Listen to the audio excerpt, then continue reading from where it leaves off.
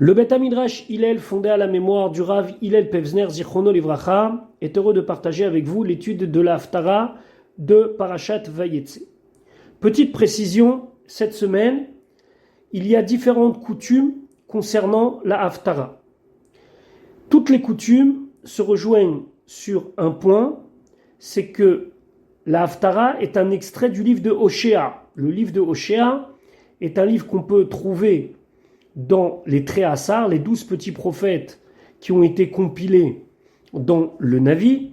Dans ces Tréhassar, on trouve des prophètes comme Malachi, la Haftara de la semaine dernière, ou le prophète Yona, la Haftara de Yom Kippour. Et donc ici, c'est un extrait de Hoshea. Hoshea a vécu à peu près 3000 ans après la création du monde, à l'époque des Melachim, à l'époque des rois. On est plus d'un siècle après le schisme, c'est-à-dire que le premier roi de la lignée de Yehuda était David. Avant avait régné quelque temps le roi Shaoul, issu de Binyamin. Mais finalement, Akadosh Baruch Hu avait promis la royauté à la tribu de Yehuda. Et donc le premier roi de la lignée de Yehuda était le roi David. Le roi David a nommé son fils Shlomo. Je vous invite à réétudier la Haftara qui concerne Bathsheba et David Ameler à la fin de sa vie. Puis, après Shlomo, il y a eu un schisme. Un schisme entre Rechavam, qui allait régner sur deux tribus, la tribu de Yehuda et la tribu de Binyamin, donner la lignée des Malchei Yehuda, des rois de Yehuda. Et de l'autre côté, c'est un vrai schisme, c'est presque une guerre civile, un homme qui s'appelait Yerovam ben Navat, qui était de la tribu de Ephraim et qui lui va régner sur 10 shvatim, sur 10 tribus. Ce schisme va durer pendant des siècles. Les 10 tribus, d'un côté, Malchei Israël, les rois d'Israël, de l'autre côté, 2 tribus, Yehuda et Benyamin, Malchei Yehuda.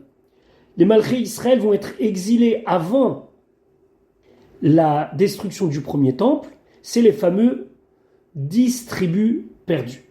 Les Malchei Yehuda vont continuer à exister, et même si on va aller en exil, on va essayer le mieux de garder la lignée de Yehuda, et on espère, Bimehera Beyamenu, que Mashiach va se dévoiler, Mashiach qui descend de David et qui descend de Yehuda et qui va nous libérer.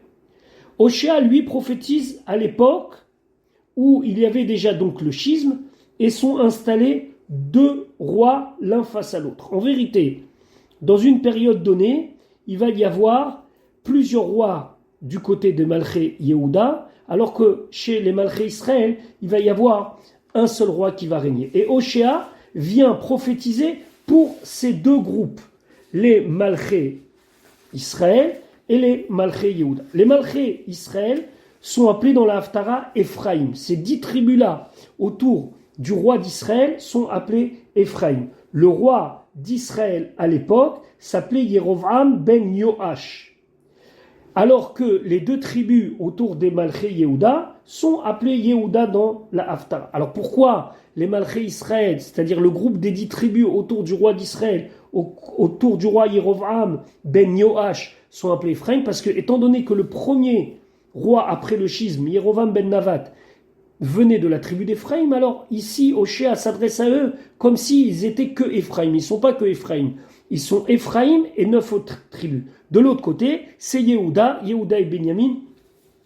D'ailleurs, le Beth Amikdash, Yerushalayim, le Beth Amikdash, il est un petit peu dans Yehuda et un petit peu dans Benyamin. Hoshea s'adresse à eux et les prévient qu'il faut absolument qu'ils reviennent vers Akadosh Baruch Hu. La Haftara, selon le Minag Sepharad et le Minag Chabad, commence au Perek Yud Aleph, 11e chapitre de Hoshea, Pasuk Zayin, verset 7. Je vous encourage à avoir le texte devant vous pour que l'on puisse le découvrir dans les mots. Il y a des fois des finesses dans le langage qui ne peuvent être expliquées qu'avec le mot en hébreu. Donc nous commençons la Haftara selon le Minag Chabad et le Minag des Sfaradim. Il y a juste une petite différence entre le Minag Chabad et Sefarad, c'est que pour le Minag Chabad, on va rajouter quelques psukim qu'on verra à la fin de la Haftara, mais on commence au même pasuk. Donc pasuk Zayin. Ve'ami et mon peuple. C'est Akadosh Baruch Hu donc qui parle dans la bouche d'Hoshea. Et mon peuple, donc c'est Hachem, qui appelle mon peuple, mais encore une fois, c'est Hoshea qui parle. Au moment où les prophètes viennent les prévenir, les encourager à revenir vers moi, vers Hachem, Tlouim. Tlouim, c'est qu'ils sont hésitants. Lim Shuvati, à mon retour. Ou ils viennent pas. Ou ils font teshuva, ou ils font pas teshuva. Comme ça, c'est le sens simple. Le Malbim lui dit non. Il dit que c'est eux qui attendent de moi que je revienne vers eux. Et il développe toute une explication où Akadosh Baruch Hu se serait éloigné, mais on lui demande de pas trop s'éloigner. Mais en tout cas, ici, le reproche est simple. C'est que lorsque Akadosh Baruch Hu nous envoie un prophète, ici c'est Hoshea, pour nous réveiller, nous faire prendre conscience, on hésite à revenir. Ve'el et vers al, la chose, Yikraouhu, où les Nevim les appellent et les réveillent à revenir, Yachad, ensemble, ça veut dire tout mon peuple ensemble, lo yeromem, ils ne vont pas lever, c'est-à-dire, ils ne vont pas prendre le projet à cœur et faire que ce projet soit mis à l'œuvre. En gros, le peuple juif ne va pas faire teshuva. Pourquoi Yachad? Parce qu'on ne peut jamais dire qu'il n'y a pas eu des gens qui ont pris conscience. Quand le Navi vient, quand le prophète il vient, il dit attention, faites teshuva, c'est sûr que des individus personnellement vont prendre conscience. Mais le peuple dans son ensemble ne va pas prendre confiance. Donc a priori ici dans ce premier pasouk de l'Haftara, Akadosh Baruch Hu nous reproche de ne pas prendre au sérieux et de ne pas s'engager suite aux paroles du prophète. Pasoukret, mais malgré tout, dit Akadosh Baruch Hu, au final, je vais avoir pitié de vous et je vais vous aimer malgré tout. Er etencha Ephraim. Comment je vais te donner, Ephraim? Ça veut dire comment je vais te transmettre et te faire que tu vas tomber dans les mains d'un ennemi. Hagemcha, Israël, est-ce que je vais te transmettre aussi dans la main d'un ennemi? Donc ce sont des termes différents. Ephraim ici, d'après certains, ça désigne que la tribu de Ephraim, et Israël désigne le reste des 10 tribus. Mais d'après ce qu'on a expliqué précédemment, on peut considérer que Ephraim désigne les 10 tribus et que Israël désigne la tribu de Yehuda.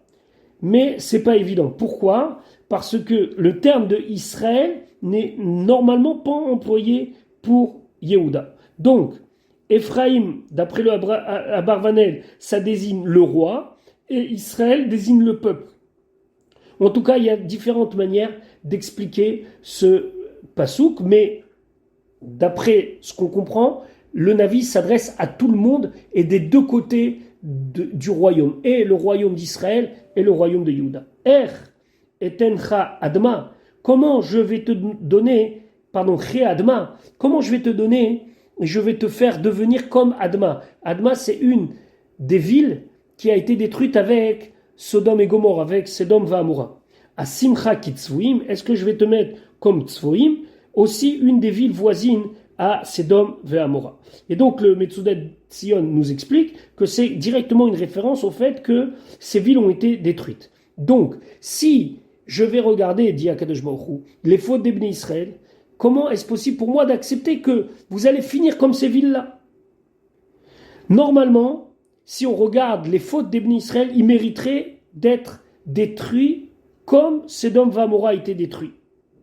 Mais seulement, Nehepach alay libi, mon cœur s'est retourné dans moi. C'est-à-dire que moi, je n'ai pas voulu prendre cette décision et j'ai décidé que quoi qu'il en coûte de vous aimer, Yachad, ensemble, Nichmeru, Nichumai, se sont réchauffés mes consolations. Et ici, on peut traduire autrement, c'est-à-dire mes décisions. J'ai pris la décision inverse de laquelle j'aurais dû agir. J'aurais dû agir dans le sens de la destruction, et j'ai décidé d'agir dans le sens du pardon et de la réparation. Pasuk tête, c'est la raison pour laquelle lo haesé, je ne vais pas agir, je ne vais pas laisser agir. Charon api, ma colère. Velo hashuv, et je ne vais pas revenir sur les bonnes paroles que j'ai prononcées vous concernant. Akadosh Baruch Hu, il avait déjà anticipé une situation pareille. On sait que à la fin du livre de Vaïkra, on trouve la paracha de Bechukotai. Et dans la paracha de Bechukotai, il y a des malédictions. Ces malédictions, la Chassidoute explique que ce n'est pas des malédictions. C'est des brachot qui nous paraissent être des malédictions. Et là-bas, Akadosh Baruch Hu dit, Vehav gabzod biotam beretz oivem. Même lorsque vous allez être dans les terres de vos ennemis, lo mehastim velo gealtim lechalotam. Je ne vais jamais être dégoûté d'eux pour les détruire, les affaires beriti, et pour désobéir, ou en tout cas casser l'alliance que j'ai avec eux. Donc, lo hashuv, je ne vais pas revenir sur ça. Je vais rester votre Dieu, vous allez rester mon peuple. Les Shachet Ephraim, et de ne pas, afin de ne pas détruire Ephraim. Kikel Anochi, car je suis un Dieu. Et un Dieu, c'est Amiti, c'est le Hémet, c'est la vérité, et c'est aussi la miséricorde. Veloish, je ne suis pas un homme. Dans 2 points, je ne suis pas un homme. 1, de garder rancœur. 2, de revenir sur ma parole. Bekirbecha Kadosh, et je serai en ton sein saint. Ça veut dire dans toi, je resterai saint, je resterai Kadosh, parce que j'ai promis que ma Shrina resterait avec toi. Et ici, c'est une allusion à Yerushalayim, où la Shrina, même lorsque Yerushalayim sera détruite, la Shrina ne va jamais quitter Yerushalayim. Et donc, je ne vais pas changer de ce que j'ai dit. Vélo, avo, beir, et je ne vais pas aller dans une ville, une autre ville. Jamais la Shrina ne résidera dans une ville. Et donc, même si il y a des villes qui vont devenir des symboles d'une religion X ou Y, nous on sait que la Shrina réside à Yerushalayim, quelle que soit la situation de Yerushalayim et du peuple juif. Pasuk Yud. Maintenant, Hoshea il prophétise sur une époque qui n'a pas encore eu lieu. D'après les commentateurs ici, Hoshea prophétise sur Yerushalayim. Achare Hashem Yelechu. Derrière Dieu, après Hashem, ils vont aller et rejoindre leur terre. Qui arié Ishag, ils seront comme un lion qui rugit. Hashem, il sera là pour être à leur tête et il va faire rugir. Il va rugir, et le monde va avoir peur. Et donc, ça sera ce cri du lion qui va nous rassembler derrière lui et que, à ce moment-là, on va le suivre. Pourquoi le cri des lions? Alors, le Radak, il explique que le lion, c'est le roi des animaux, et lorsqu'il rugit, c'est un signe de ralliement pour tous les autres animaux. Ki ou Ishag, car lui, il va rugir, et ce cri-là, ce rugissement, c'est aussi un rugissement d'appel à la Teshuvah. Veyecheredu vanim, et les enfants, ça veut dire les Bnei Israël, vont avoir la possibilité de revenir très rapidement vers Akadosh Baruch Hu, miyam, de leur exil. Pourquoi l'exil il est appelé Yam ici? Parce que Yam ça désigne l'ouest. Yud Aleph, Yecherdu Ketzipor, ils vont revenir comme des oiseaux très rapidement, Mimitzraïm, de Mitzraïm, ou Cheyona, et comme une colombe qui vient très rapidement, et eux reviendront très rapidement, mais Eretz Ashur, de la terre de Ashur. La terre de Ashur, c'est la Syrie. Ve'oshaftim, et je vais les installer et les faire revenir une nouvelle fois, al batehem, sur leur maison, ça veut dire à leur maison, neum Hashem, ainsi Hashem a parlé. Et donc, ici, Akadosh Baruch Hu dit que finalement, l'amour qu'il a envers nous est plus fort que tout, et avec cet amour, il va nous rassembler et nous ramener en Eretz Israël qu'on souhaite le plus rapidement possible. Voilà les psukim pour aujourd'hui. Dans notre prochain cours, on va rentrer dans la Tochecha, dans la remontrance que Hoshea va faire aux Bnei Israël pour quand même essayer de les mettre dans le droit chemin et ne pas rester avec cette idée que de toute façon Akadosh Baruch Hu nous aime et comme il nous aime, alors on peut faire ce qu'on veut. Non, ça ne marche pas comme ça. Il va y avoir des tochachot, il va y avoir des remontrances et ça va être l'objet de notre prochain shiur.